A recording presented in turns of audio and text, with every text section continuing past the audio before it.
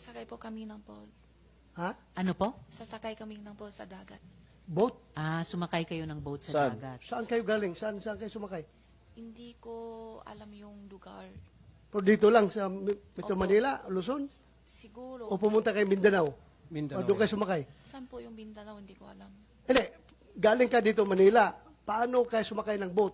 Sumakay muna kayo ng eroplano o bus bago kayo sumakay ng boat? O Wala po. tell us the details. Dito Anyway, lang. establish naman talaga na hindi kayo dumaan sa immigration.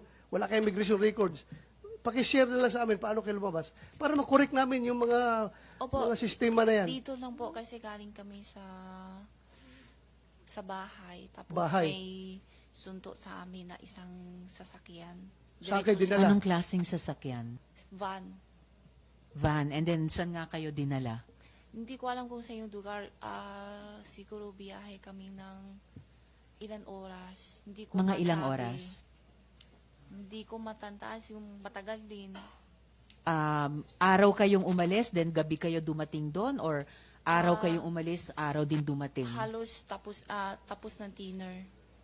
Pero umalis kayo ng Manila, araw pa? Gabi. Gabi rin. So, umalis kayo ng gabi, and then dumating kayo doon. Hating gabi. So, isang buong araw kayo bumiyahe? Hindi po. Hindi siya isang buo araw. Kung siguro outer dinner, 7:08. Tapos ang lating namin hating gabi na po. So mga 5 hours by van. Tapos anong, Hindi ko sure kung tama pa kasi hindi ko maano sa oras po. Madam Chair. tapos just one more follow-up and then before SP Pro Tem. Anong klaseng boat yung sabi niyong boat na sinakyan niyo? Yung maliit na puti. Maliit na puti. SP Pro Tem? Sino yung driver na sumundo sa'yo? Hindi ko kilala. Pati plate number na sasakyan, di mo alam. Hindi po. Ilan kayo ron sa van? Po, Ilan, Ilan kayo daw sa kayo van? sa van? tatlo po. Tatlo. Sino-sino? Kaming tatlo. Sino? Sinong tatlo? Si Alice tsaka si Wesley po. That, sabay pala kayo ni Alice, lumayas. Sabay kayo ni Alice, lumayas dito sa Pilipinas. Opo. Oh. At O, yun yung pagbiyahe niyo ni na Alice para umalis sa Pilipinas na bumiyahe kayo mga 5 oras, dumating ba kayo sa Pangasinan? Hindi po. Alam ko Pangasinan hindi. Hindi Pangasinan ang inabot nyo. Kasi ano siya eh, Manila, tapos lampas pa eh. Hindi ko alam yung lugar. kasi Lagpas hindi pa ako ng kabisado. Pangasinan. Maybe Bataan? Hindi po. Papunta Manila po. Madam Sir, ilang oras kayo sa barko? Yung biyahe niyong barko? Diretso kayo Malaysia? From Hindi po. Pilipinas? Saan? May palit.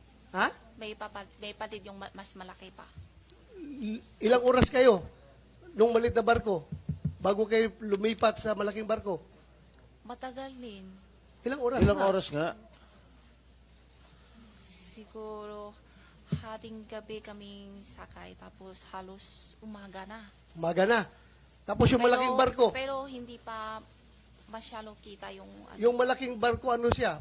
Pasaheroan, cargo ship, o fishing ship, or Yate. i-describe mo, Hindi ko alam yate. kung ano Yung luxurious yacht.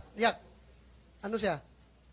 Yung malaking barko. Fishing ship ata, hindi ko alam kasi hindi So, ako malo. fishing ship, dahil may nakita kayong mga lambat at mga isda, Yung lake na panghuli na fish. may net na panghuli ng fish. Tapos yun na, dumating na kayo ng Malaysia through that boat na Opo. malaki. Malaysia kayo dumating o sasakay pa Indonesia? ulit. May sasakay pa ulit. Ha? May palit pa isang ulit. Palit pa uli ng isang barko. Anong description ng isang barko na yung pinalit? maliit naman na palang kulay Tapos, blue or green. yun na, diretso na kayo Malaysia. Opo. So, follow up lang dun sa tanong ko kanina, Miss Sheila, sabi nyo hindi Pangasinan ang inabot nyo. Sambales kaya? Hindi ko alam eh. Okay. Yung lugar kasi Alright, yung balikan kabisado na- sa buo Pilipinas po. Okay. Kasi kanina binanggit mo, magkakasama kayong tatlo, ni Wesley tsaka ni Alice, Po. dun sa bahay. Opo.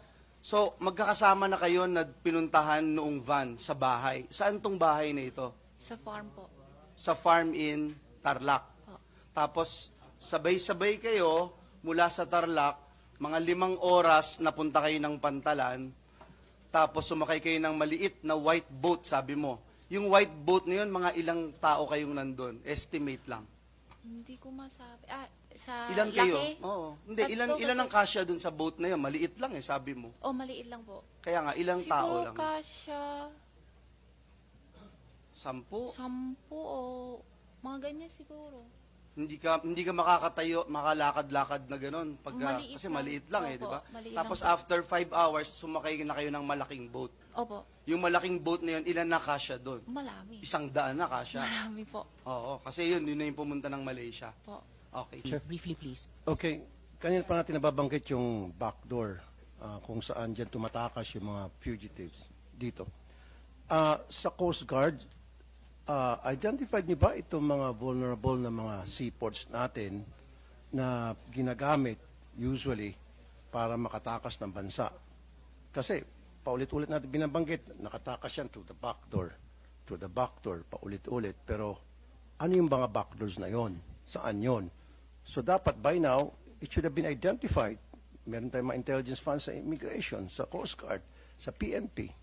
So dapat identified na yun at naghigpit tayo doon sa mga seaports na yun kung saan may mga illegal activities. But we are not doing it. And the big question is why? Regards po yung possible routes. Yung sa south po, we have sa Zamboanga nga po and down to Sulu. Ito po yung mga possible routes.